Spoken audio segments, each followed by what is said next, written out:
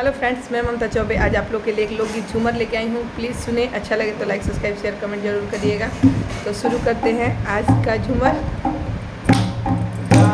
रहनी बजावत रहनी पवन सिंह के पार्टी में, गावत रहनी बजावत रहनी पवन सिंह के पार्टी में, देवरा मोटी लगाना पटक दिहल चाटी में, देवरा मोटी लगाना पटक दिहल माटी में, छाती फाटल साया फाटल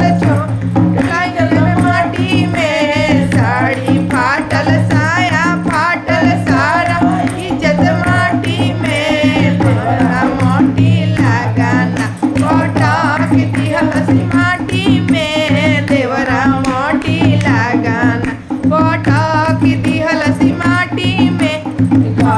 रहनी बजावत रहनी पवन सिंह के पार्टी में, गावत रहनी बजावत रहनी पवन सिंह के पार्टी में, देवरा मोटी लगाना पटक दिहल माटी में, देवरा मोटी लगाना पटक दिहल माटी में, हाथ टूटल गोड़ टूटल सांव लागल छाती में, हाथ टूटल गोड़ टूटल घाव लागल छाती में, सर से रे पर कैलस भेज दियलस रांची में, हरा से रे पर कैलस भेज दियलस रांची में,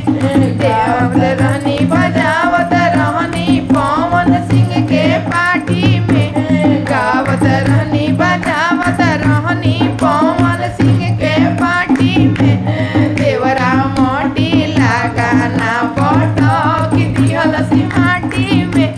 देवरा मोटी लगाना